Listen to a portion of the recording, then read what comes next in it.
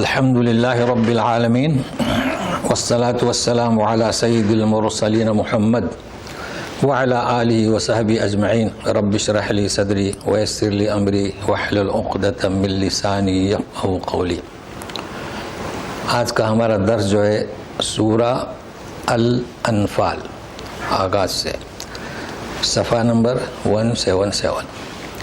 تو ہم شروع کرنے سے پہلے انفال کے معنی بتاتے ہیں۔ انفال جمع کا صیغہ ہے، اس کا مفرد یا آپ سنگل کہیں تو نفل اور نفل۔ عربی کتاب میں فا پر زبر ہے اور ہمارے یہاں نفل کچھ کہتے ہیں کچھ نفل کہتے ہیں، بات ایک ہی ہے۔ تو یعنی کیا زیادہ نفل، تو جیسے کہ نفل نماز سورہ اسراء میں ہے وَمِنَ اللَّيْلِ فَتَحَجَّدْ بِهِ نَافِلَةً لَكَ، یہی ہے وہ۔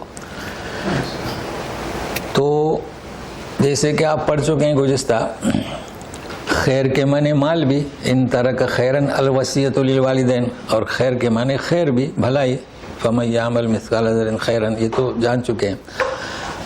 تو نفل کے معنی بھی نفلی نماز، نفلی روزے، نفلی اموال۔ تو یہاں جو بحث ہوگی کس کی؟ انفال، نفلی اموال، اس کا نام ہے غنیمت۔ جب ہم پہنچیں گے 41 آیت پر تو ہاں ملے گا وَعْلَمُوا أَنَّمَا غَنِمْتُمْ، غنیمت۔ تو بہرحال وہ غنیمت وغیرہ سب پہلی آیت سے ہم سمجھنے کی کوشش کرتے ہیں۔ پہلے نفل کے بارے میں مختصر سا، نفل ہم سنتیں پڑھتے ہیں نا، جیسے آپ پڑھتے ہیں ظہر کے پہلے کی، ایک روایت میں 4، ایک روایت میں 2، ظہر کے بعد کی، یہ نفل میں شامل نہیں ہوگی کیونکہ یہ مقید ہے۔ مغرب کے بعد کی، عشاء کے بعد کی، وطر کی، فجر کے پہلے کی پڑھتے ہیں نا، انہیں فرض نماز کے پہلے کی۔ کچھ لوگ جمعہ کے نماز کے بعد 4 پڑھتے ہیں، پھر 2 پڑھتے ہیں، یہ نفل بھی، یعنی کیا؟ زیادہ۔ رمضان کے روزے چھوڑ کر جو آپ روزے رکھتے ہیں یہ نفل روزے ہوئے، تو کیا اس کے معنی کیا؟ زیادہ۔ اب یہ مال کون سا زیادہ؟ سوال یہ آتا ہے، بھائی آپ کو سیلری ملتی ہے، آپ کا حق ہوا، وراثت آیا، آپ کا حق ہوا، مگر کسی نے آپ کو ایسے دے دیا، چلو خوشی میں، یہ زیادہ ہوا۔ تو یہاں اس مال کی بات ہو رہی ہے جو زیادہ اللہ تعالیٰ نے مسلمانوں کو حلال کر دیا۔ تو وہ ابھی ہم جب شروع کریں گے اس وقت ہم بیان کرتے ہیں پہلے آیت سے۔ تو اب اس طریقے سے آج ہمیں پورا جنگ بدر کا قصہ مختصر سی جھلک ہم آپ کو بتاتے ہیں، تو سنیے۔ اعوذ باللہ من الشیطان الرجیم، پناہ چاہتا ہوں اللہ کی شیطان مردود سے۔ بسم اللہ الرحمن الرحیم، اللہ کے نام سے جو بڑا مہربان نہایت رحم والا ہے۔ یہ ہم نے ترجمہ بھی کر دیا، اس کی وجہ سے کہ انسان کتنا ہی عالم ہو زبردست غلطیاں ہو جاتی ہیں، تو آپ کو ملے گا ترجمہ شروع کرتا ہوں نہیں۔ وہاں نیچے لکھیں گے الباء للاستعانہ، یعنی مدد طلب کرنے کے لیے، تو پھر شروع غلط ہوا نا۔ اللہ کی توفیق، تو اللہ کے نام سے۔ اب یہ دیکھیں ان الصفا والمروۃ من شعائر اللہ، آپ دعا کرتے ہیں صفا پر انی ابدأ بما بدأ اللہ، ہے نا۔ تو چونکہ صحابہ میں بات ہوئی کہ شروع کہاں سے کریں، جہاں سے اللہ نے شروع کیا، کیونکہ حاجرہ کہاں سے دوڑی تھی کسی کو پتا ہے؟ کہاں کھود کرنے جائیں، کہاں پہلے صفا سے دوڑی کہ تو بولے جہاں سے اللہ نے شروع کیا۔ کتنی ایمان کی بات ہے، یہ ایمان کی بات ہے۔ تو وہ ابدو، تو بسم اللہ کا ترجمہ کیا کریں گے؟ اللہ کے نام سے جو بڑا مہربان نہایت رحم والا، اور اعوذ باللہ کا تو خیر اللہ کی پناہ۔ اب ہم شروع کرتے ہیں جنگ بدر کا قصہ۔ تو پہلے ترجمہ کرتے ہیں تو سمجھ میں آئے گا کہ ہے کیا۔ یسألونک عن الانفال قل الانفال للہ والرسول فاتقوا اللہ واصلحوا ذات بینکم واطیعوا اللہ ورسولہ ان کنتم مؤمنین۔ پوچھتے ہیں انفال یعنی مال غنیمت کے بارے میں۔ کون پوچھ رہے ہیں؟ صحابہ۔ اب سوال یہ آیا ہے کہ پوچھ رہے ہیں، کیا پوچھ رہے ہیں؟ تقسیم کیسے ہو، کہہ دو اللہ اور رسول کا، بات ہی ختم ہو گئی. اب کسی کو اعتراض نہیں ہونا چاہیے. اللہ اور رسول کا مطلب کیا؟ اللہ کا نام اللہ کے حکم سے، اس کا حق کے تصرف تقسیم کرنا رسول کا حق. بات ختم ہو گئی. فاتقوا اللہ. اب آگے ہدایت دی جا رہی ہے. تو سوال یہ آتا ہے کہ یہ کیوں پوچھا؟ تو اب ہم آپ کو جنگ بدر کے دو پہلو بتا رہے ہیں. 2 سے 3 اختلاف ہوا. جنگ بدر میں جو قافلہ نکلا تھا مدینہ سے، وہ کس لیے نکلا تھا وہ ہم وسط صفحہ میں پڑھیں گے. ایک چیز یہ تو یہ ذہن میں رہے، وہ کس لیے نکلا تھا؟ جی وہ نکلا تھا تجارتی قافلے کو حاصل کرنے. اب یہ حاصل کرنے میں کہہ رہا ہوں، ابو سفیان قافلہ لے کر جا رہے تھے شام تجارت کا. جاتے وقت تو درہم ہوں گے نا، دناریر ہوں گے، واپسی میں کیا ہوگا؟ اموال ہوگا. اسے حاصل کرنا تھا. اس کے لیے قافلہ نکلا تھا مدینہ منورہ سے. یہ ذہن میں رہے. تو تجارتی قافلہ لینے کے لیے یہاں 2 سوال ہوتے ہیں. اسلحہ کم، کوئی ڈھال اور تیر یہ نہیں ہوتا ہے نا. دوسرا سوال یہ پیدا ہوتا ہے کہ مسلمان ان کا قافلہ کیوں لینے گئے، یعنی لوٹنے گئے. ایک سمجھنے کے لیے کیوں ایسا ہرگز نہیں، کوئی لوٹنے ویٹنے کے لیے نہیں گئے. اصل میں کیا تھا کہ مکہ سے جب ہجرت کر کے آئے تھے تو کچھ لانے دیا، اندھیرے میں چھپ چھپا کر آتے تھے. تو جو چیزیں بچی تھی انہوں نے قبضہ کر لیا. تو مسلمانوں کا مال وہاں تھا کہ نہیں اس کے بدلے. تو یہ چیز سمجھ میں آئی نا. تو بہت آسان ہے سمجھنا، ورنہ ایسے کیسے ہو سکتا ہے قافلہ ان کا، ہمارا مال تمہارے پاس ہے، اب تمہارا مال ہمارا. یہ طریقہ تھا. تو آئے تھے کس لیے؟ تجارتی قافلہ. اب ہوا کیا؟ ابو سفیان کو اطلاع ملی. اس وقت بھی یہ ٹیلی فون نہیں تھے مگر اطلاع مل جاتی تھی. شارٹ کٹ راستے سے لوگ گھوڑے دوڑا کر وہ معلوم ہو جاتا تھا. انہوں نے کیا کیا، یہ قافلہ نکلا. شام جانے کے لیے مقام بدر سے ہو کر گزرنا پڑتا تھا. ابو سفیان نے 2 کام کیے. پینترا بدلی کر لیا، راستہ بدلی کر کے شارٹ کٹ راستے سے نکل گیا. ہو گیا. اب کیا؟ یہ تو دیکھ ہی رہے ہیں. دوسرا کام یہ کیا کہ تیز رفتار گھوڑے کو بھیج دیا مکہ کہ یہ لوٹنے کے لیے آئے ہیں میرا قافلہ. اور بھی کچھ کیا حرکات، روتے چیختے چلاتے. وہ بھی پہنچ گیا، قافلہ بھی پہنچ گیا، وہ افراد بھی پہنچ گئے. تو آپ پڑھتے ہوں گے نا کہ بدر کا ہو گیا کتنے؟ 1000 لگ بھگ. کسی نے 900 اور کچھ، لیکن 1000 سمجھ لو. تو تعداد میں تو فرق آئے گا. لشکر نکلا. یہ ذہن میں رہے گا نا. اب وہاں پر بھی اختلاف ہوگا کہ نہیں ہوگا؟ تو وہ وسط صفحہ میں پڑھیں گے، وہاں پر بھی کیا اختلاف ہوا. اب کیا کرنا؟ آئے تھے کس کے لیے؟ قافلہ تجارت، غلے کا قافلہ حاصل کرنے. سامنے فوج آ رہی ہے، یہ معاملہ تھا. لیکن یہ پہلا مرحلہ. دوسرا مرحلہ غنیمت کا مال ملا. اب دوسرے مرحلے سے ہم شروع کر رہے ہیں، چونکہ آغاز کہاں سے ہو رہا ہے؟ دوسرے مرحلے سے. غنیمت کا مال ملا. تقسیم کیسے کرنا؟ تو وہاں اختلاف کیوں ہوا، یہاں اختلاف کیوں ہوا؟ وہاں اختلاف اس لیے ہوا کہ جنگ کی تیاری سے نہیں آئے تھے. تو وہ پڑھیں گے انشاءاللہ. اب یہاں اختلاف کیوں ہوا؟ دیکھیے جنگ ہوئی. اور یہ بھی ایک تیسری بات ذہن میں رکھیں، یہ واپسی پر مدینہ منورہ میں آپ صلی اللہ علیہ وسلم کے منزل میں یہ سورہ نازل ہوئی. ایسا نہ سمجھے کہ جنگ کے پہلے، جنگ ہو چکی اب نازل ہوئی ہے. جو ہوا ہو. تو یہ کیوں ہوا کہ مالی غنیمت؟ دیکھیے کچھ لوگ جنگ میں اترے ہے نا، لوگوں کو مارا، کسی کی ڈھال لی، تلوار لی، گھوڑا لیا. تو پہلے ایسا تھا کہ جس کے ہاتھ میں جو آیا نہیں ایام جاہلیت میں. لیکن یہاں کیا ہوا، کچھ بزرگ لوگ تھے نبی کریم صلی اللہ علیہ وسلم کی طرف دیکھتے تھے کہ کوئی وار نہ کرے تو حفاظت میں تھے. کچھ لوگ سامان وغیرہ دوسرا کام کر رہے تھے تو ان کے تو ہاتھ کچھ نہیں لگا نا. اس لیے سوال پیدا ہوا جس کے ہاتھ لگا وہ اس کا نہیں بلکہ سب امیر کے سامنے لا کر رکھ دو. اس لیے یہ سوال پیدا ہوا کہ کیا کرنا. تو اس کا جواب ملا کہ اللہ اور رسول کا. ٹھیک ہے. اچھا اب ہم آپ کو بتائیں گے انفال یعنی کیا؟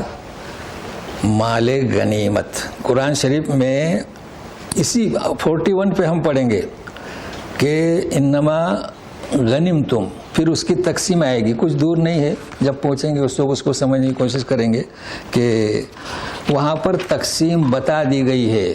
وَاعْلَمُوا أَنَّمَا غَنِمْتُم مِّن شَيْءٍ، تو کیا حصے ہوں گے؟ فَإِنَّ لِلَّهِ خُمُسُهُ وَلِلرَّسُولِ، مطلب 4 حصے مجاہدین کے، 5واں اللہ اس کے رسول کا. تو وہ تقسیم ہم وہاں پر یہاں تقسیم بتا دی گئی. تو غنیمت. اچھا پھر ایک نام آئے گا سورہ حشر میں فے. کیا؟ فے. وما افا اللہ علی رسولی. تو فے اور غنیمت اور انفال فرق کیا ہے یہ سمجھ لیں. آج غنیمت بھی انفال کا حصہ ہے، فے بھی انفال کا حصہ ہے. مطلب انفال کیا؟ زیادہ لوگوں کا مال ملا ہے نا. تو سنیے وما افا اللہ علی رسول منہم، تو ترجمہ کر رہا ہوں یعنی فما اوجفتم علیہ من خیل ولا رکاب، یعنی ایسا مال جس پر نہ تم نے گھوڑے چلائے نہ اونٹ دوڑائے، اطمینان سے وہ ملی، اطمینان سے اس پر غالب آ گئے. کون ہے یہ؟ بنو نذیر قبائل تھے نا مدینہ منورہ میں. یہ گھردار چھوڑ کے چلے گئے. 3.5 یا 4 میل پر تھا، نہ گھوڑے دوڑائے نہ اونٹ دوڑائے نہ تلواریں نکالی. اسے کہیں گے فے، یعنی بغیر محنت کے. اور جنگ بدر میں لڑے، اس کا نام کیا؟ غنیمت. تو یہ فرق ہے. اب یہ دونوں حصے کس کے؟ نفل کے، کیونکہ زیادہ ہے نا. تو یہ قرآنی لغت. اب ہم آگے چلتے ہیں. کہہ دیا گیا کہ یہ مال اللہ اور رسول کا. اب اللہ کو تو نہیں دینا ہے نا، اللہ کے حکم سے رسول اس کی تقسیم کریں گے. چنانچہ تقسیم اس کے مطابق کی، یعنی مجاہدین میں 4 حصے اور 1 حصہ رسول کا. تو آپ کو، آپ کے رشتہ داروں کو، مسکینوں کو، مسافر کو تو پڑھیں گے انشاءاللہ. تو مطلب ہے کہ کوئی اختلاف غیر ضروری نہیں تھا. اب ہدایت دی جا رہی ہے قصہ شروع ہونے سے پہلے. فاتقوا اللہ واصلحوا ذات بینکم، ہمیشہ اللہ کا تقوی اختیار کرو. آپ نے 3 ڈھال لی ہے لیکن آپ کے حصے میں 1 ڈھال آئی فاتقوا اللہ، اور آپس میں صلح سے رہو. وَأَطِیعُوا اللَّهَ وَرَسُولَهُ، اللہ کی اطاعت کرو اور اس کے رسول کی اطاعت کرو. ان کنتم مؤمنین، اگر تم ایمان والے ہو. کیا کہا جا رہا ہے سنیے غور سے دیکھیے. وَأَطِیعُوا اللَّهَ وَرَسُولَهُ، اطاعت ایک دفعہ ہے. وَأَطِیعُوا اللَّهَ وَرَسُولَهُ، تو رسول وہی کہے گا جو اللہ نے کہا. جب رسول نے جو تقسیم کی وہی اللہ کی جانب سے تقسیم ہوئی ہے. لیکن دوسری جگہ آپ پڑھیں گے یا ایھا الذین آمنوا اطیعوا اللہ واطیعوا الرسول، 2 دفعہ اطاعت آیا ہے. وَأُولِي الْأَمْرِ مِنْكُمْ سورہ نساء میں. تو فرق کیا ہوگا؟ بہت آسان ہے. اطیعوا اللہ و رسولہ، اطاعت ایک دفعہ ہے. یہاں پر جو تقسیم ہوئی اللہ نے جو فرمایا وہی ہوئی. لیکن جہاں اطیعوا اللہ و اطیعوا الرسول، میں ایک مثال آپ کو دیتا ہوں. اقیموا الصلاۃ کس کا حکم ہے؟ اللہ کا حکم ہے. اطاعت کی اللہ کی. نماز کیسے پڑھو گے؟ فجر کی 2، ظہر کی 4، مغرب کی 3 کیسے پڑھو گے؟ واطیعوا الرسول. تو اللہ کی اطاعت کرو اور تفصیل میں رسول کی اطاعت کرو. فرق واضح ہوا نا. مگر یہاں وہ مسئلہ نہیں ہے. اچھا پھر آگے ہے وہ اولی الامر منکم، اسی آیت میں وہ بھی ہم سمجھائے دیتے ہیں. اولی الامر منکم، وہاں پر اطیعوا نہیں ہے. اولی الامر منکم یعنی کون؟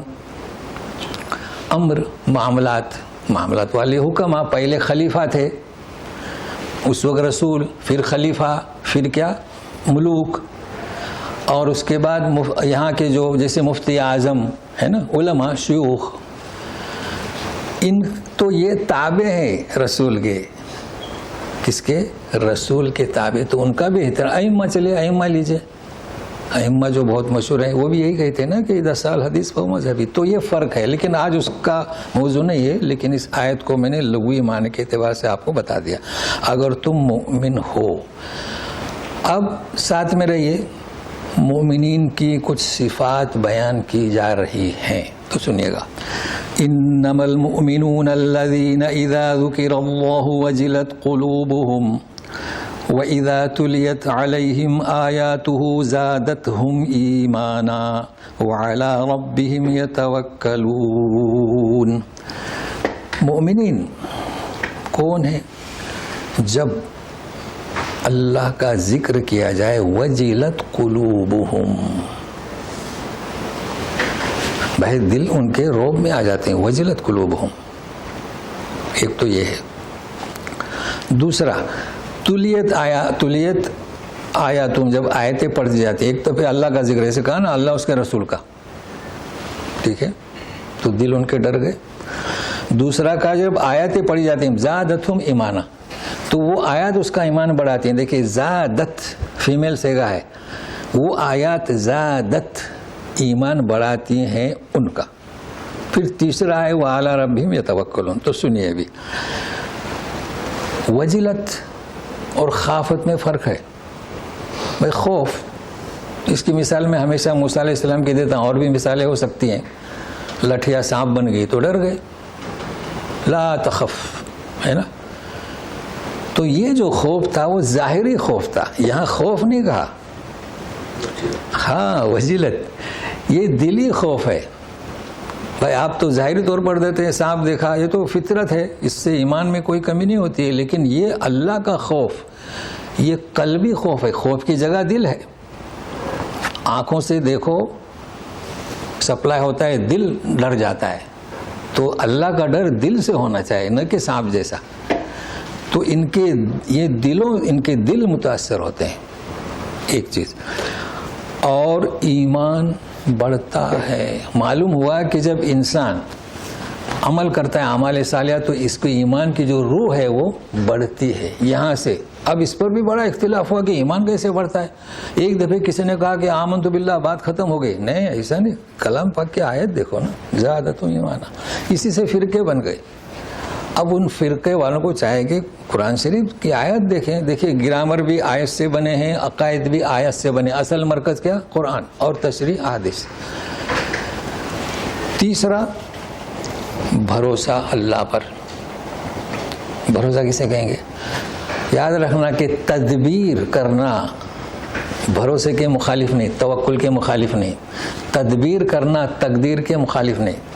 جیسے کہ آپ کے پاس گاڑی ہے, آپ نے پارکنگ میں کھڑی کر دی, آپ کنجی اندر ہی بھول گئے اور دروازہ بھی لگانے بھول گئے, اس کا نام توکل نہیں.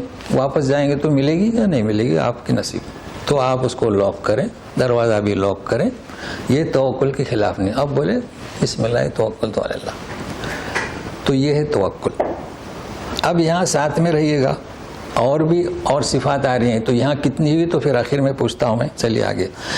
الذین یقیمون الصلاۃ ومما رزقناہم ینفقون. کس کی صفات؟ مومنین کی, جو اس میدان میں ہیں. یہ نہ بھولیے گا, جنگ بدر کا تصور ساتھ میں رکھیے. جو نماز قائم کرتے ہیں اور جو کچھ ہم نے دیا اس میں سے خرچ کرتے ہیں. اب کتنی ہوئی دیکھو. اطیع اللہ و اطیع الرسول صفات نہیں ہوئی, وہ تو حکم ہے. چونکہ آپ یہاں رہتے ہیں, اطیع اللہ, اللہ کی اطاعت کرو, یہ ان کی صفت نہیں ہوئی نا, یہ تو حکم ہے. یہ صفت کیسے ہوگی؟ اللہ کا حکم ہے, آرڈر دیا جا رہا ہے, اس لیے اس کو شمار نہ کریں. اب جس نے اس کو شمار کیا تو صفات بڑھ جائیں گی. اس لیے میں کہہ رہا ہوں کیا, انما المؤمنون, پہلے اللہ کا ذکر ان کے دل دہل جاتے ہیں. ایک آیات ہو ایمان کو بڑھاتی ہیں. اللہ اللہ, توکل اللہ پر. تین ہوئی نا, چوتھا اقامت صلاۃ، پانچواں خرچ اللہ کی راہ میں، اللہ کی عبادت کرو، مخلوق اللہ اس کا بھی خیال رکھو۔ سورہ بقرہ میں وہ اور ہیں، یہ کس میدان کی بات ہو رہی ہے اس لیے خیال میں رکھیے، پھر دوبارہ کہہ رہا ہوں، اللہ تعالیٰ شہادت دے رہے ہیں، ان کی بات ہو رہی ہے، ہماری آپ کی نہیں جی۔ میں ہمیشہ دعا کرتا ہوں کہ ہمیں اس میں شامل فرما، لیکن یہ اولئک هم المؤمنون حقا لهم درجات عند ربهم ومغفرۃ ورزق کریم، یہی لوگ حقیقت میں مؤمن ہیں۔ کون شہادت دے رہا ہے؟ اللہ شہادت دے رہا ہے۔ کن کے بارے میں دے رہا ہے؟ صحابہ کے بارے میں دے رہا ہے۔ لہم درجات عند ربہم، ان کے لیے درجات ان کے رب کے پاس، مغفرت اور باعزت روزی، درجات بلند، مغفرت جو کچھ لفظ سے ہوئی۔ چلیے ابھی سوال کیا غنیمت مال کس کے لیے؟ ڈیلیٹ۔ اور باعزت روزی، اللہ کا نام کیا ہے؟ کریم ہے نا، تو رزق کا نام بھی کریم۔ بھائی کریم کسے کہیں گے؟ وہ عطا کرتا ہے بغیر کسی کو ذلیل رسوا کیے ہوئے، وہ ہے کریم۔ بھائی اللہ کریم کہتے ہیں، کریم آپ بے فکر رہیں، وہ آپ کو دے گا بغیر کسی گرفت کے، بغیر کسی طلب کے، کریم ہے۔ تو یہ اسے باعزت روزی دی جائے گی۔ یہی آیت آخر میں بھی ہے، نکالنے کی ضرورت نہیں، اسی سورہ کے سیم۔ کیا اولئک هم المؤمنون حقا، یہی در حقیقت میں مومن ہیں۔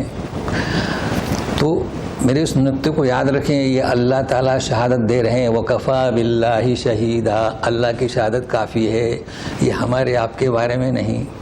اب ہم کیا بن سکتے ہیں؟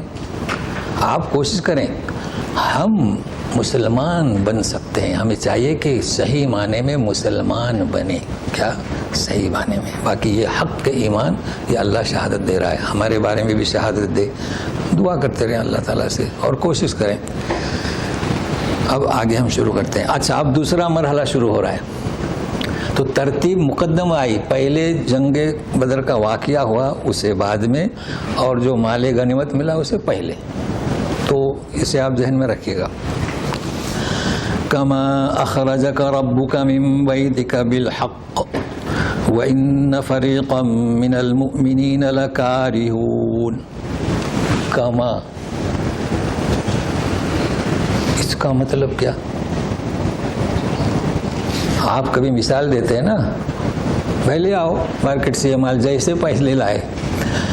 تو یہ جو اختلاف ابھی ہوا غنیمت کے بارے میں، پہلے بھی ہو چکا ہے، اس کی بات ہو رہی۔ کما تو دو دفعے کا اختلاف ہے۔ تو سنیے، جیسے کہ نکالا آپ کو تیرے رب نے تیرے گھر سے حق نکالا نا، مدینہ منورہ سے، کس لیے نکالا تھا بتا چکا ہوں، قافلہ تجارت حاصل کرنے کے۔ وَإِنَّ فَرِيقًا مِّنَ الْمُؤْمِنِينَ لَكَارِهُونَ، اب وہ پس منظر آپ کے سامنے ہونا چاہیے۔ اور ایک فریق مومنین کا اسے ناپسند کرتا تھا۔ اب کیا بات ہوئی؟ جامع قرآن شریف، جب معلوم ہوا کہ قافلہ تجارت تو چلا گیا اور 1000 کی فوج آ رہی ہے، ابو جہل لے کر آ رہا ہے، اب ایک فریق لکارہون آ گیا پس منظر سمجھ میں، ورنہ اس کیا بڑے شوق سے آئے تھے۔ اب فریق کے معنی کیا؟ فریق کے معنی ٹیم، کرکٹ کی ٹیم، فٹ بال کی ٹیم۔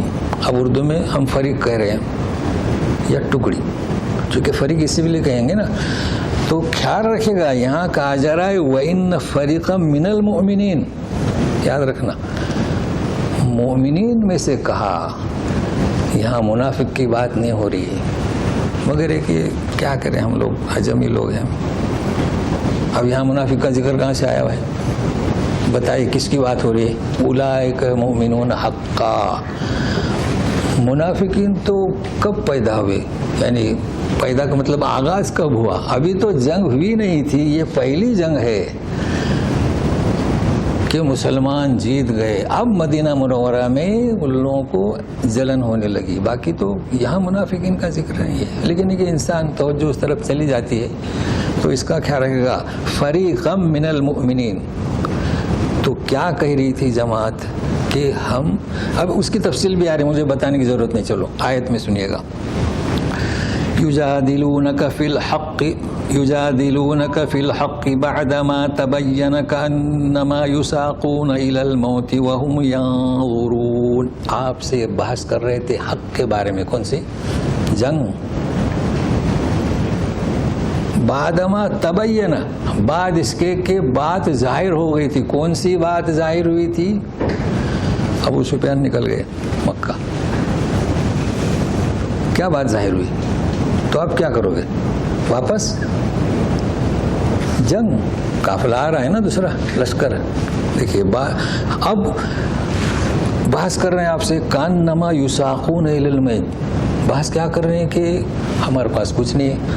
بتاتے ہیں تاریخ والے 8 تلواریں تھیں، کیونکہ وہ جنگ کے لیے نہیں آئے تھے نا. وہ آپ پڑھیں تفصیل سے کہ گھوڑے سوار کتنے تھے، کیا تھا، وہ سب دیکھیں، اس میں ہم وقت نہیں گزارتے ہیں. جیسے کہ موت کی طرف ہانکے جا رہے ہیں اور جیسے موت سامنے نظر آ رہی ہے. تو یہاں ایک نوٹ کر لیں، میں جہاں تک کوشش کرتا ہوں کہ ہم کبھی غلط بیانی سے کام نہ لیں، کوشش کرتا ہوں. اب یہاں یوں نہ کہیں کہ صحابہ جنگ نہیں چاہتے تھے، نہیں، ایسی بات نہیں ہے. یہ تو ظلم ہوگا نا، اپنے آپ پر ظلم ہوگا. آپ صحابہ کے بارے میں بغیر تحقیق کے کوئی لفظ کہہ رہے ہیں. بھائی یہاں صاحب لکھا ہے کہ وہ جیسے کہ کھینچے جا رہے ہیں موت کی طرف اور موت کو دیکھ رہے ہیں. تو کیا بات تھی؟ صحابہ کبھی جنگ کی مخالفت کر سکتے؟ اوزار نہیں تھے، اسلحہ نہیں تھے، تو اس اسلحہ کی بنیاد پر جنگ کیسے کرنا؟ فرق ہوا نا، بہت فرق ہوا. ایک جنگ کرنے کی مخالفت اور ایک اسلحہ نہیں ہے، اس وجہ سے تو فرق ہوا. اس کو ذہن میں رکھے گا. اچھا آپ سنیے مزید. وَإِذْ يَعِدُكُمُ اللَّهُ إِحْدَى الطَّائِفَتَيْنِ أَنَّهَا لَكُمْ وَتَوَدُّونَ أَنَّ غَيْرَ ذَاتِ الشَّوْكَةِ تَكُونُ لَكُمْ وَيُرِيدُ اللَّهُ أَن يُحِقَّ الْحَقَّ بِكَلِمَاتِهِ وَيَقْطَعَ دَابِرَ الْكَافِرِينَ. پورا نقشہ کھینچا جا رہا ہے. جب معلوم ہوا کہ یہ قافلہ آ رہا ہے جنگ والا، اللہ تعالی نے تم سے وعدہ کیا، رسول کو بتلا دیا گیا تھا 2 قافلے ہیں. احدى الطائفتین انہا لکم، ایک تمہارے لیے. تو رسول کہتے تھے نا کہ گھبراؤ نہیں، ہمارے لیے ایک ہے. اب یہ نہیں بتایا کون سا ہے. تو تم چاہتے تھے کہ بغیر کانٹے والا. بغیر کانٹے والا کون سا؟ تجارتی قافلہ. تکون لکم، قافلہ تمہارے لیے ہو جائے. لیکن اللہ کچھ اور ہی چاہتے تھے. اللہ چاہتے تھے کہ حق ظاہر ہو جائے، غالب ہو جائے اس کے حکم سے. دیکھو اللہ کا حکم تھا کہ جو آ رہا ہے نا قافلہ، اس سے بھڑ جاؤ. دیکھیے کیوں؟ وَيَقْطَعَ دَابِرَ الْكَافِرِينَ، کافروں کی جڑ کاٹ دے. یہ اللہ چاہتا تھا. دیکھیں نا پس منظر کیسا تھا جی اس وقت. لِيُحِقَّ الْحَقَّ وَيُبْطِلَ الْبَاطِلَ وَلَوْ كَرِهَ الْمُجْرِمُونَ. یہ اللہ نے کیوں چاہا؟ تاکہ حق کو غالب کرے، ثابت کرے، باطل کو باطل کرے، اگرچہ کہ مجرمین پسند نہ کرتے. تو مجرمین کون تھے؟ مکہ کے لوگ. وہ اس چیز کو پسند نہیں کریں گے. تو اس صفحے میں یہ چیزیں میں نے بتائیں. ابھی آگے یہی چل رہا ہے، لیکن جو خاص نقطے ہیں یہ بڑے ارکریزی کے بعد ملتے ہیں، تو اسے ذہن میں رکھتے جائیے گا. اذ تستغیثون ربکم فاستجاب لکم انی ممدکم بألف من الملائکۃ مردفین. اب یہ حالت ہے تو رسول دعا بھی تو مانگ رہے تھے نا. تستغیثون، فریاد. فریاد کس سے کی جا سکتی ہے؟ صرف اللہ سے. دیکھیں تستغیثون کا لفظ ہے غوث، مگر افسوس کہ امت نے دوسرے کو انعام دے دیا غوث. بہرحال اس کا یہ موضوع نہیں ہے. غوث فریاد اللہ سے کرو. فاستجاب لکم، اس نے قبول کیا. کیا قبول کیا؟ میں مدد پہنچاؤں گا. لفظ ہمارا اردو کے آ گیا، یعنی ممدکم، مدد پہنچاؤں گا تمہیں فرشتے 1000. کتنے؟ مردفین. کیا ہے یہ مردفین؟ اردو والے جانتے ہیں. شعرا. کلمت ردیف جانتے ہیں؟ ردیف ہاں. شوق درس لے آیا مجھے. آپ آئے قدر کرتے ہوئے مجھے. یہ ردیف. تو پہلے مصرے میں بھی مجھے، دوسرے میں بھی مجھے. تو ردیف فرشتے آئے، اس کے بعد وقفہ نہیں، گیپ نہیں، آتے گئے. ہم مدد کرتے ہیں، مدد کریں گے تمہاری فرشتے مردفین. یعنی کہ آپ ترجمہ کر سکتے ہیں لگاتار ایک کے بعد دیگر ہے، بیچ میں گیپ نہیں. جیسے کہ ردیف ہر سطر میں ہوتا ہے. اگر مجھے مجھے مجھے تجھے تجھے تجھے. اچھا، اب آپ جب پڑھیں گے یہ قرآن شریف، حرم میں جائے، مدینہ میں جائے، تو اس کے ساتھ دوسرا قرآن شریف بھی ملے گا. ہمارے لوگ نہیں اٹھاتے، یہاں کے لوگ بھی نہیں اٹھاتے. وہ ہے ورث نافع، حالانکہ وہ بھی مجمع ملک سے چھپا ہوا ہے. 3 قسم کے قرآن شریف ملیں گے، اردو پرنٹ، یہ اور جو میں بتا رہا ہوں. تو ہمارے لوگ تو اس سے بھی نہیں پڑھ سکتے نا، تو سیکھنا پڑے گا. آپ لوگ تو یہاں سیکھے اتنے سال. وہاں پر ملے گا من الملائکۃ مردفین، کوئی فرق نہیں. مردفین ہے مردفین. بھائی مردفین اس میں فاعل کا صیغہ ہے، یعنی آنے والے. مردفین جنہیں بھیجا گیا، آئے جو پہنچ گئے، تو کوئی فرق نہیں. مگر اس سے بھی ایک اور بات، آپ جائیے سورہ آل عمران میں 24-25. بثلاثۃ آلاف من الملائکہ. کیا؟ ثلاثۃ آلاف من الملائکہ. تو اب یہاں الف، وہاں 3، اور اس سے بھی آگے جائے بخمسۃ آلاف ملائکہ. تو میں آیت آپ کو پڑھ کے بتاؤں. یہ آیت ہے، دیکھیے. اذ تقول للمؤمنین، رسول تم مومنین سے کہہ رہے تھے کہ تمہیں کافی نہیں ہے، کیوں گھبراتے ہو؟ ایمدکم ربکم بثلاثۃ آلاف من الملائکۃ منزلین. تو منزلین ایک ہی بات ہوئی نا. منزلین اس میں فاعل. پھر بلا تصبروا ہذا یمددکم ربکم بخمسۃ آلاف من الملائکۃ مسومین. تو مسومین کوئی فرق نہیں. لیکن اب یہ تو قرات کا فرق ہوا نا. لیکن یہ کیا بات ہوئی کہ الف اور ثلاثہ اور 5. تو شروع میں کہا گیا کہ الف. اب یہ آئے گا اگلی آیت میں. یہ تو بشارت ہے، بشارت. چلو کیونکہ گھمسان کی لڑائی شروع ہوئی نا، کوئی معمولی بات نہیں تھی. چلو 3، چلو 5. تو ابھی آگے سمجھنے کی کوشش کرتے ہیں. وما جعلہ اللہ الا بشرا ولتطمئن به قلوبکم وما النصر الا من عند اللہ ان اللہ عزیز حکیم. یہ آیت ہے کہ اللہ تعالیٰ نے اسے صرف بشارت کے لیے، فرشتے جو اتریں گے مومنین کے لیے بشارت کہ تمہارے ساتھ فرشتے اتر رہے ہیں، لڑنے کے لیے آ رہے ہیں. دوسرا وَلِتَطْمَئِنَّ بِهِ قُلُوبُكُمْ، تمہیں قلبی اطمینان ہو جائے کہ ہمارے ساتھ ہیں. اور کیا؟ لیکن یاد رکھو یہ اسباب ہیں. وَمَن نَّصْرُ إِلَّا مِنْ عِنْدِ اللَّهِ، اصل مدد اللہ کی جانب سے. سمجھ رہے ہیں؟ اللہ کی جانب سے اگر مدد آنی ہے تو فرشتوں کی بھی ضرورت نہیں آنے کی. تو تمہیں اطمینان کے لیے ہم نے کہا کہ فرشتے اتریں گے. ان اللہ عزیز ہے. اللہ کا فیصلہ ہو چکا کہ حق ظاہر ہوگا، باطل کی جڑ مٹے گی، ہو کر رہے گی.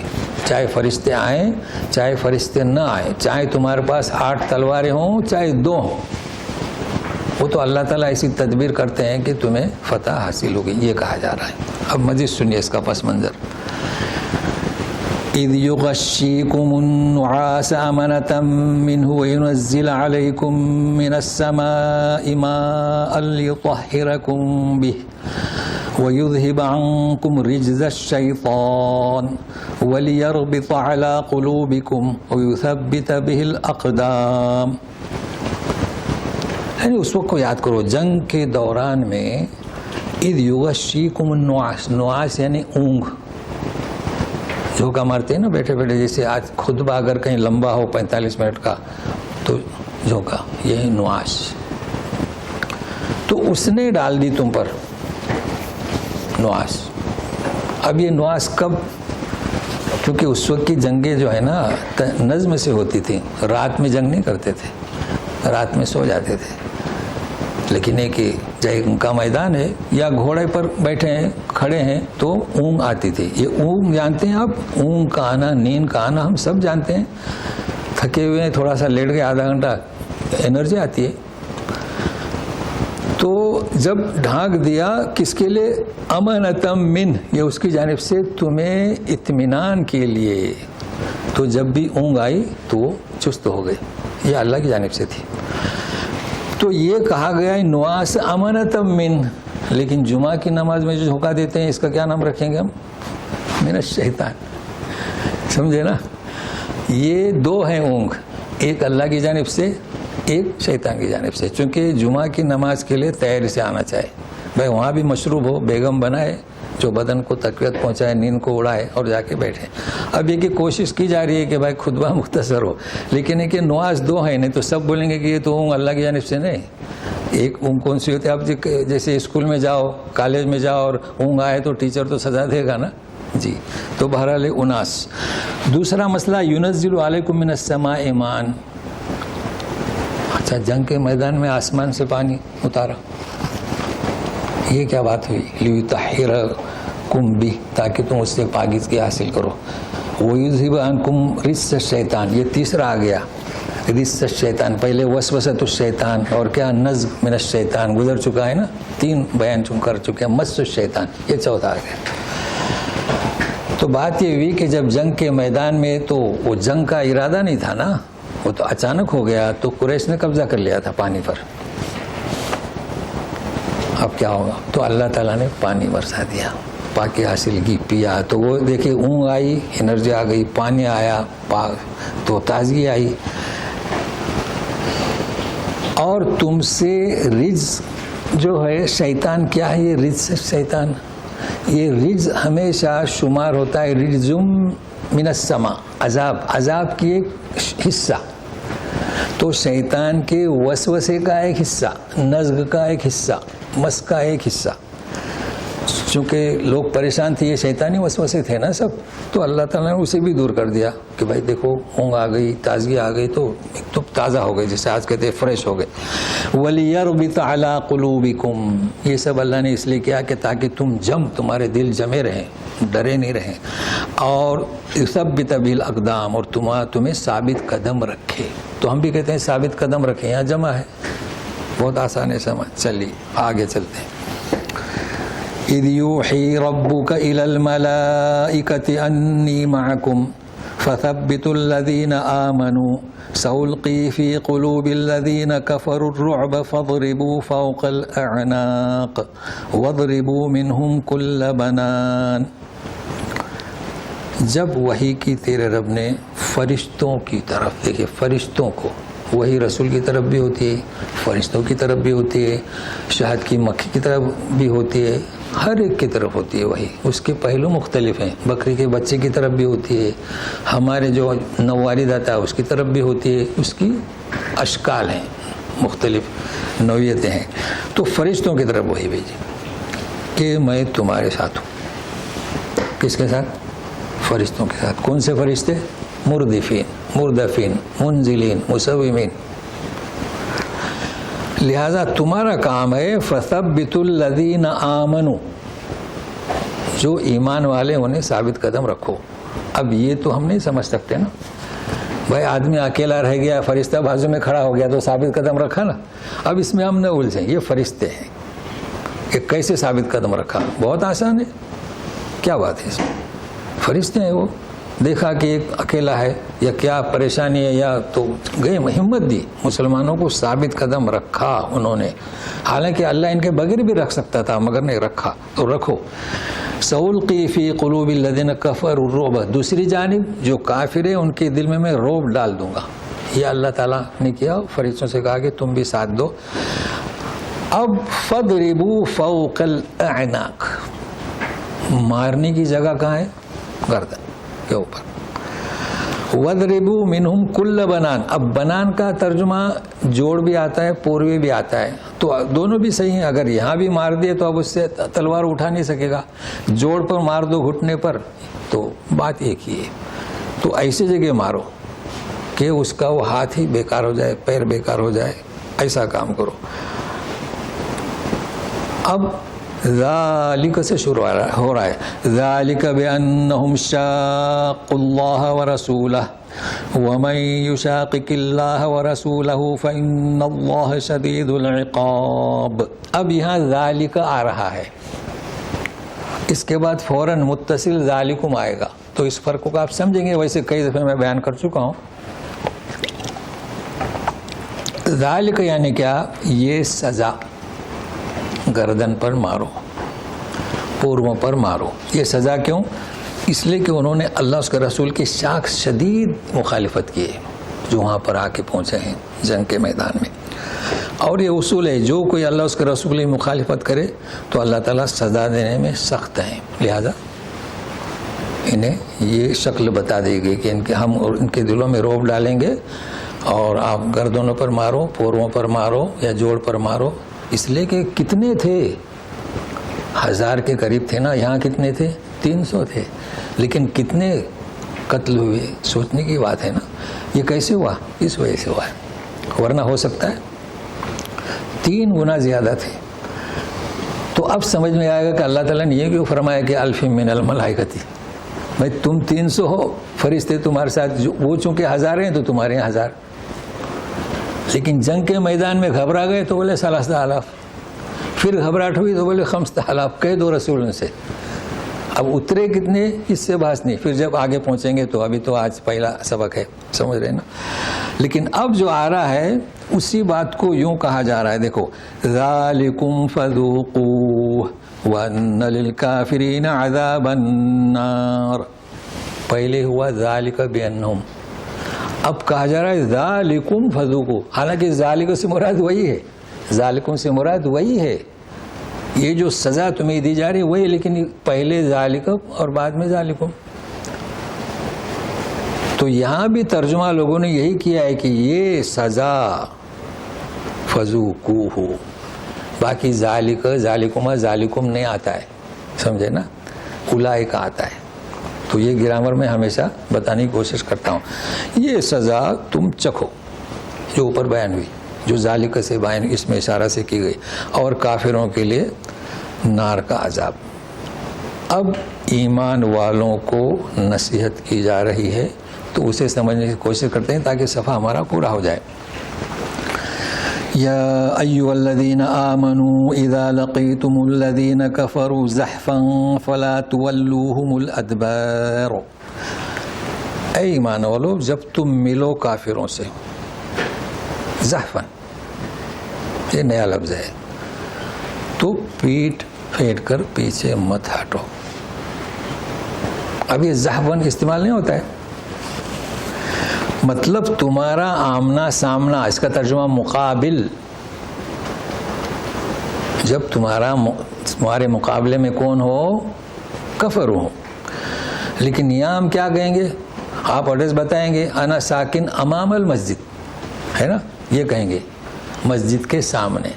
امام نے امام المسجد، یا کیا کہیں گے؟ مقابل المسجد، مقابل البینک، مقابل المول. تو یہ زحفاً اس کے لیے استعمال نہیں ہوگا. آپ کہیں گے زحف المسجد، نہیں، یہ زحف خاصیت ہے دشمن کے لیے. جب دشمن کے سامنے، تو یہ اس لیے استعمال ہوتا ہے. کبھی یہاں آپ نے سنا ہوگا کوئی استعمال نہیں کرتا ہے. وَمَن يُوَلِّهِمْ يَوْمَئِذٍ دُبُرَهُ إِلَّا مُتَحَرِّفًا لِقِتَالٍ أَوْ مُتَحَيِّزًا إِلَى فِئَةٍ فقد باء بغضب من اللہ ومأواہ جہنم وبئس المصیر. حکم ہو رہا ہے فلا تولوہم الادبار، پیٹ کر پیچھے مت ہٹو. جی ہاں، لیکن جو کوئی ہٹے اس دن، یعنی پیچھے دبر ہو، الا متحرفا، اس کا مقصد کیا؟ یہ لفظ بھی اردو میں استعمال ہوتا ہے. اب ترجمہ کریں گے ہم اللہ اس کے پینترا بدلی کرنے کے لیے، سمجھ میں نہیں آئے گا. یہ ہے تحریف سے. ہم یہودیوں کے لیے کہتے ہیں کہ قرآن شریف میں انہوں نے تحریف کر دی ہے نا. مسلمان چاہے کتنی بھی کریں ہم نہیں کہتے چونکہ اپنے بھائی ہیں نا، لیکن یہودیوں کے لیے ضرور کہتے ہیں کہ انہوں نے تحریف کی. تو تحریف کیا کی انہوں نے؟ اس آیت کے مقصد سے وہ ہٹ گئے نا. تو یہ جنگ کے میدان میں یہ ہٹتا نہیں، ایسا لگتا ہے کہ یہ پیچھے ہٹا، جبکہ وہ پینترا بدلی کر رہا ہے اور دیکھ رہا ہے کہ اب حملہ کیسے کیا جائے. ارے وہ تو اس طرف سے آ رہا ہے، اب ایسے نہیں جا سکتا تو پیچھے ہٹو. بظاہر ایسا معلوم ہو رہا ہے کہ پیچھے ہٹ رہا ہے، وہ اپنا پینترا بدلی کر رہا ہے. تو تحریف کے معنی ہوئے نا، مگر تحریف علی الحق اور پیچھے سے جا رہا ہے. تو یہ تحریف کوئی نیا لفظ نہیں ہے. اب ڈکشنری میں جاؤ تو بتلا دیا میں نے کس سے؟ تحریف سے. او متحیزا الی فئۃ، یہ متحیزا. اب یہاں ترجمہ کیا ہے؟ یہ ہے کہ پناہ لیتا ہو اپنی جماعت کی طرف. الی فئۃ، ٹکڑیاں ہوتی ہیں نا جنگ کے میدان میں، تو ایک ٹکڑی وہاں ایک ٹکڑی وہاں. تو اس نے دیکھا کہ ارے تو اکیلا پڑ گیا یا 3 آدمی ہیں. اب سوچا یہ تو جگہ مناسب نہیں ہے، تو اس جماعت کی طرف جانے کے لیے الٹا پھر گیا. تو کیا ہو گیا؟ پناہ لے رہا ہے، اکیلا رہ گیا. وہ آئیں گے تو پکڑ لیں گے. تو اس کا مقصد پینترا بدلی کرنا تھا، تحریف. اس کا مقصد پناہ لینا تھا. اب پناہ لینے کے لیے یہ متحیز کا لفظ استعمال نہیں ہوتا ہے. آپ کسی کہیں گے آنا متحیزن تو سمجھ میں نہیں آئے گا. اس کے لیے تو تعوذ کا ہے، اعوذ ہے نا. بھائی ایک بچہ گھر میں مہمان آتا ہے، خاص کر صاحب ریش ہو تو بھاگتا ہے، تو اس کو کیا کہیں گے؟ تعوذ الی امی یا اختی یا اخو. یہ جنگ کے میدان میں جو پناہ لیتا ہے اس کے لیے استعمال ہوتا ہے متحیزن الی فئۃ. ہاں اس کے علاوہ اگر وہ بھاگتا ہے نہ اس کا مطلب تحریف. تو آپ جان چکے نا، یعنی پینترا بدلنا نہ پناہ لینا. تو پھر وہ فقد باء بغضب من اللہ، پھر تو وہ اللہ کا غضب لے کر لوٹا. بہت منع. وہ مأواہ جہنم، اس کا ٹھکانہ جہنم، وہ بہت ہی بری جگہ ہے. تو یہ ہم نے چونکہ ہم پابند ہیں، آپ کو 2 صفحات بتائے. اس میں جو ہے خاص خیال رکھیں. میں نے اس وقت چونکہ موضوع ہمارا جنگ بدر کا تھا، تو ابھی تو بہت کچھ باقی ہے. کیا صرف یہ یاد رکھیں کہ 2 چیزوں کو پیش کیا گیا ہے کہ اختلاف ہوا مال غنیمت میں اور اختلاف ہوا جنگ کرنے میں. تو یہ کیوں ہوا اس کی وضاحت بھی میں نے پس منظر بتا دیا. اور صحابہ کے بارے میں اولئک هم المؤمنون حقا، ایک ان کا درجہ ہے، ہم اس درجے تک نہیں پہنچ سکتے. اور ایک تجوید میں تو آپ جان چکے ہیں، جیسے واہو بار بار میں تاکید کرتا ہوں چونکہ ہمارے یہاں یہ عادت بن گئی ہے لوگوں کی. کئی چیزیں یہاں پر گزری ہیں لیکن اب لوگ عادی ہو چکے ہیں. تو آج اسی پہ اکتفا کرتے ہیں. تو آپ لوگ ساتھ میں لگے رہیے. یہ جو درس ہے ہمارا قرآن کے تعلق سے ہے، اس میں ہر چیز ملتی ہے ہمیں، عقائد اور قرآن کی لغت، تاکہ ہم قرآن کو صحیح پڑھ سکیں. اس کے علاوہ کبھی میں بتا دیتا ہوں تجوید. تو تجویدی اختلاف سے کیا ہوتا ہے، وہ کبھی کبھی ایسا ہوتا ہے ہمارے یہاں معنی کرتے ہیں ورش نافع کی قرات کے اور پڑھتے ہیں حفص بروایت حفص عاصم، چونکہ وہ معنی وہی فٹ ہوتے ہیں. تو اب یہ تو آپ لوگوں کو پتہ نہیں چلے گا نا. تو یہ جب 2 چیزیں اختیار کی جاتی ہیں تو وہ مکمل معلومات ہو جاتی ہے. مگر ایک اتنا کافی ہے، محنت کر رہے ہیں، آپ کو پکایا دے رہے ہیں، تو اللہ تعالیٰ آپ کی اس محنت کو قبول کرے. لیکن ہے کہ آگے چلائیں. تو انشاءاللہ پھر کوئی سوال ہوگا تو بعد میں سنتے ہیں. اعوذ باللہ من الشیطان الرجیم. ومن یولہم یومئذ دبرہ الا متحرفا لقتال او متحیزا الى فئہ فقد باء بغضب من اللہ ومأواہ جہنم وبئس المصیر.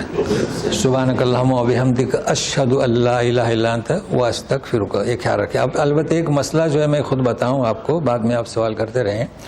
اصل میں یہاں اکثر لوگ عمرے کے لیے آتے ہیں، تو وہ بہت پریشان ہو جاتے ہیں اور اتنے مسائل پیدا ہو گئے ہیں کہ کچھ بتائیں، جیسے کہ ابھی شیخ صاحب نے بتایا. تو دیکھیے افضل چیز کو اختیار کریں، سمجھے نا. اب افضل چیز کیا ہے؟ جیسے کہ آپ کا سفر، چونکہ عمرے میں آپ کیا کہتے ہیں؟ ہم لوگ کہتے ہیں میں عمرہ کرتا ہوں، اس سے وہ سمجھ میں نہیں آ رہا ہے. جیسے ہمارے یہاں فارسی میں درود شریف کے معنی کیا؟ درود شریف سمجھ میں نہیں آ رہا ہے. بھائی درود کے معنی کیا؟ دعا. اگر یہ سمجھ میں آئے تو مسئلہ ہی ختم ہو جائے. تو ہم کیا کہتے ہیں؟ اللہم صلی علی محمد، تو وہ درود شریف پڑھتے ہیں. کیا درود شریف پڑھتے ہیں؟ تو بولے رسول سنتے ہیں. اگر آپ کو معنی معلوم ہو جائے کہ رحمت بھیج، تو جو رحمت بھیج جس سے کہہ رہے ہیں وہ سنتا ہے، جس پر بھیجا جا رہا ہے اس کے سننے کی ضرورت نہیں نا. تو اسی طریقے سے یہ جو ہم کہ لبیک اللہم لبیک، کیا ہے عمرے کی دعا؟ اللہم لبیک عمرتن، ہے نا نیت. اللہم لبیک حجن، یہ عربی میں دعا یہ ہوتی تھی. ہم اردو میں کرتے ہیں، اس وجہ سمجھ میں نہیں آتا ہے. تو لبیک یعنی کیا؟ میں حاضر ہوں. کس سے کہہ رہے ہیں آپ؟ اللہ سے. تو جب آپ عمرے کے لیے آ رہے ہیں تو آپ کو کہاں جانا چاہیے؟ مکہ جانا چاہیے. اب یہ کیا چکر ہو گیا 3 دن کا؟ تو میں نے تو شروع میں نام رکھا تھا پبلک حدیث. یہ کیا بات ہے یار، 3 دن کہاں سے آئے؟ اس میں آپ مداخلت کر رہے ہیں 3 دن سمجھ میں نہیں آ رہا. اچھا ایک آدمی یہاں پر مکے میں کمپنی میں آیا، وہ تو جدہ میں اترا، سیدھا کمپنی میں گیا. اس کی کمپنی ہائی کلاس کی تھی، ماشاء اللہ سب ہو گیا. دوسرے جمعہ آیا، وہ جا سکتا ہے کیونکہ آیا تھا کہاں؟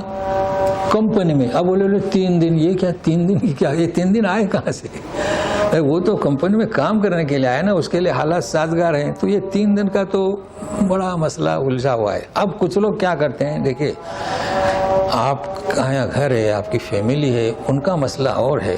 لیکن جو لوگ عمرے کے لیے آتے ہیں تو انہیں چاہیے اجر اٹھائیں. بھائی کیا تکلیف ہوتی ہے، اس کی طرح چلے جائیں.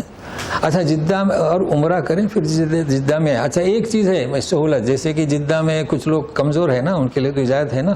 لوگ کہتے ہیں کہ سفر سے آئے ہیں اور جدہ میں ان کے رشتہ دار ہیں. تو میں کہتا ہوں کہ ایسا کریں، آپ آئیں احرام باندھ کے آئیں، جدہ میں جائیں، اس کے یہاں تھکاوٹ دور کریں، احرام میں ہی رہیں، ادب سے رہیں. جب تھکا جو ہے آدمی 2-3 گھنٹہ سویا تو تازگی آتی ہے نا، اور مکہ جائیں. یہ بہتر طریقہ ہے. تو اب یہ پتہ نہیں لوگوں نے کیا شروع کر دیا.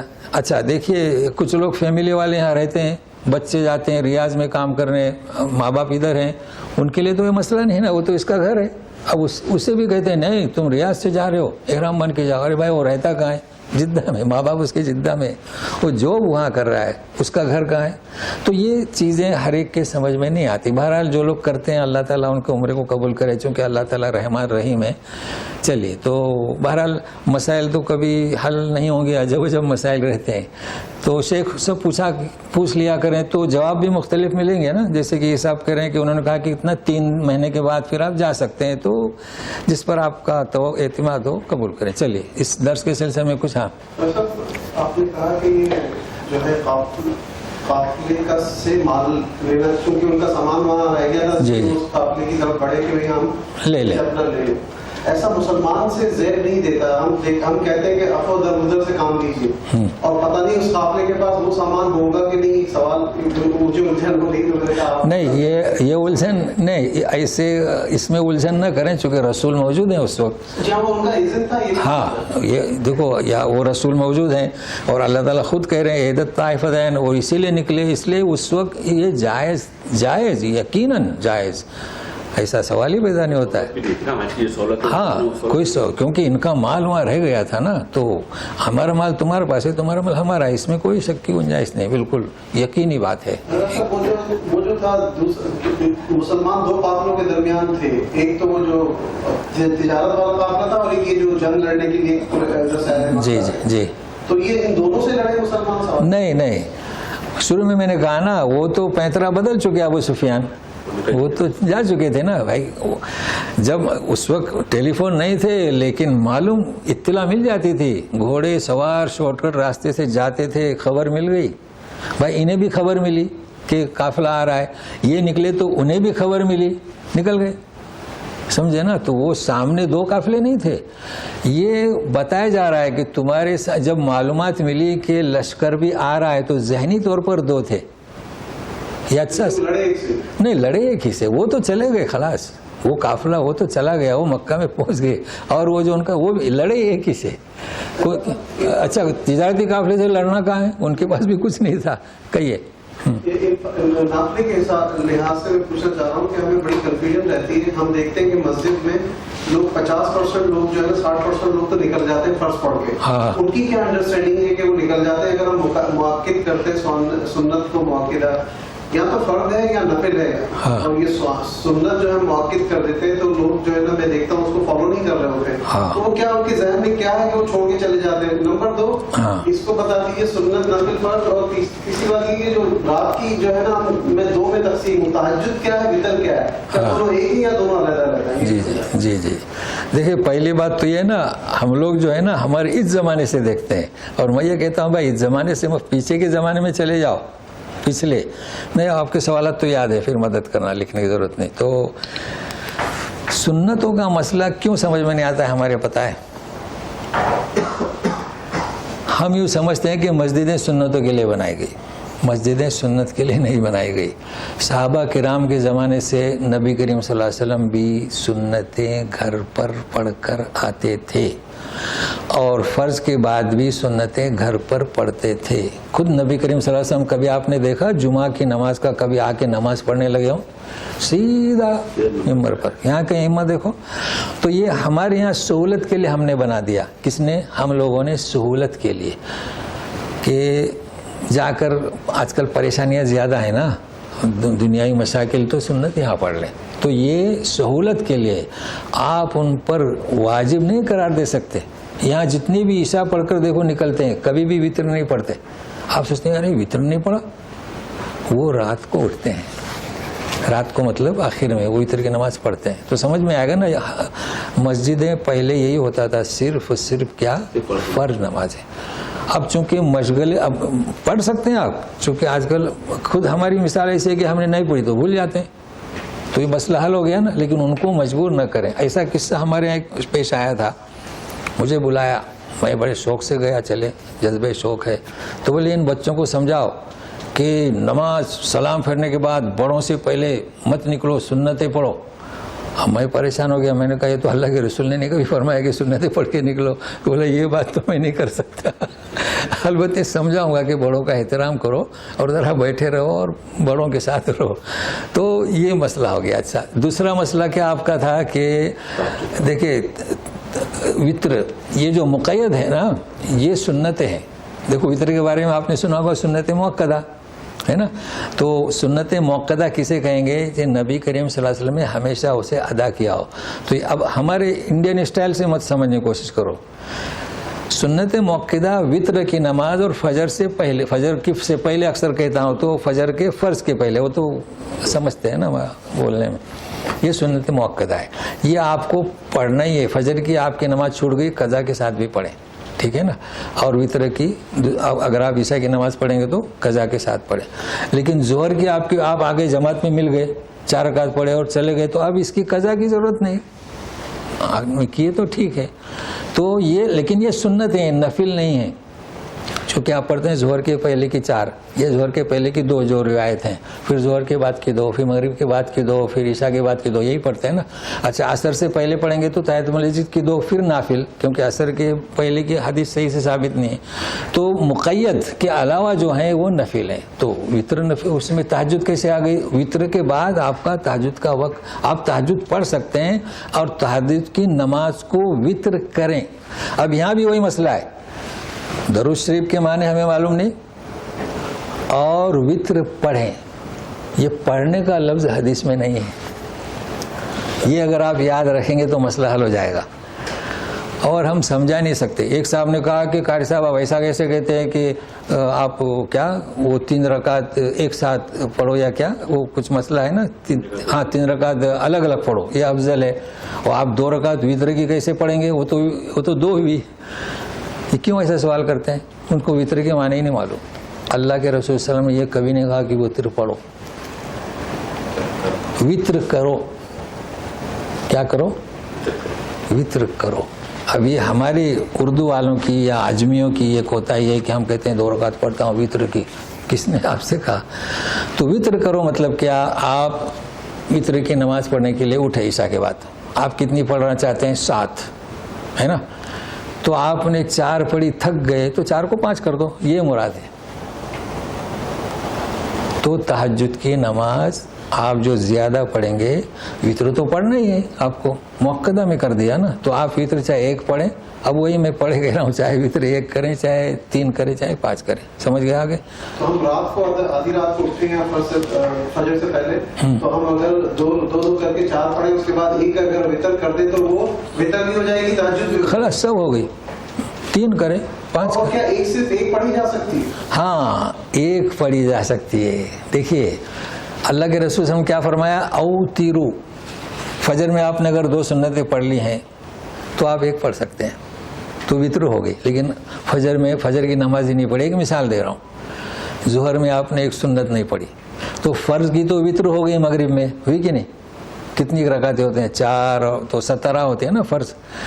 तो आपने अगर कोई सुन्नत पढ़ी नहीं है तो आप 1 नहीं पढ़ सकते, आपको 3 पढ़ना पड़ेंगे, समझ? और अगर आप सुन्नतें पढ़ रहे हैं ज़ोहर के बाद, ईशा के बाद की पढ़ी, तो आप 1 पढ़ें, तो 1 से वितर करें। बहरहाल पढ़ें और करें, वो तो पढ़ना लफ्ज़ निकलेगा ना। वक्त का फर्क हो जाए तो 1? नहीं, उससे कोई फ़र्क नहीं पड़ता है। 2 घंटे के बाद? नहीं, उससे कोई फ़र्क नहीं पड़ता है, वो कोई फ़र्क नहीं। शेख साहब, ये जो बोल रहे हैं उसमें यानी आपने बोला कि सुन्नत अगर से पढ़ी, जैसे ईशा के बाद मैंने सुन्नत पढ़ी ही नहीं, ईशा से पहले भी नहीं पढ़ी, बाद में नहीं पढ़ी, हाँ। ये एक रिकात है, हाँ, ये कर सकते हैं। ये अगर आपने इसके पहले सुन्नतें पढ़ी हैं, पहले मतलब मगरिब के बाद, हाँ हाँ हाँ, तो वो 1 हो जाएगी ना, सुन्नतें वितर हो जाएंगी, नहीं तो नहीं होंगी। तो यानी सुन्नतों को वितर करें, हाँ। ये तो ये मतलब फजर के बाद की पूरे दिन की, ज़ोहर से हाँ, 4, ज़ोहर के बाद की 2, हाँ, मगरिब के बाद की 2, जी जी, और ईशा के बाद की 2, हाँ, ये 2, हाँ, सब है। तो इन सब दिन भर की सुन्नतों वितर करें, ये खाली ईशा की नहीं, ईशा की कहेंगे तो थोड़ी शिद्दत हो जाएगी, तो औतिरू यानी पूरी, जैसे कि फर्ज नमाज में आप 2 वितर नहीं पढ़ते ना, मगरिब में 3 पढ़ ले तो वितर हो गई ना, तो इसी तरीके से आप सुन्नतों को वितर करें। अब उसमें क्या है, वितर पढ़ने के बाद भी आप नफिल पढ़ सकते हैं, क्योंकि आपने 2 रकात नफिल पढ़ी तो वितर हो गई, 17 की कितनी हो गई? 19, फिर 2 पढ़ी तो 21, बस दोनों मस जी थी, जी जी। मोहम्मद सल्लल्लाहु अलैहि वसल्लम की सहाबा को एक लकड़ी दिया था, वो तलवार बन गई। अच्छा, चलो कोई बात नहीं, वो हदीस कहाँ से हम निकालेंगे, अभी तो शुरू हुआ है, कोई बात। लेकिन अच्छा आपने निशानदेही की। सफर की हालत में वितर क्यों चाहना? नहीं, सफर हजर, मैंने कहा सफर हजर वितर पढ़ना और फजर की पहले की सुन्नत, वो मैं फजर की सुन्नत है नहीं समझते हैं ना, फजर की सुन्नत, वो मैं खुद कंफ्यूज होता हूँ। हाँ, सफर में 1 पढ़े वितर, हाँ, ईशा के बाद 1, जी। अच्छा, एक और जी, वितर के ताल्लुक से अगर से जो सुना है मैंने, हाँ जी, कहे वितर नहीं पढ़ पाए, हाँ हाँ, तो इशराक में उसमें जो 4 रकात पढ़ना है, ऐसे ये सही मतलब? बिल्कुल सही आपने कहा, वो एक अजब मसला समझाना पड़ेगा। अगर आज आपने वितर भूल गए तो दिन में वितर वो 4 करना पड़ेगी, 1 ज्यादा करना पड़ेगी, 3 के बजाय 4। वो आप सही कह रहे हैं, मतलब वितर की कज़ा जो आप करेंगे ना दूसरे दिन, तो फिर डबल वितर हो जाएगी ना, ला वितरा ने फी लैलतिन, वो कह रहे हैं, तो फिर समझाएंगे इस मसले को।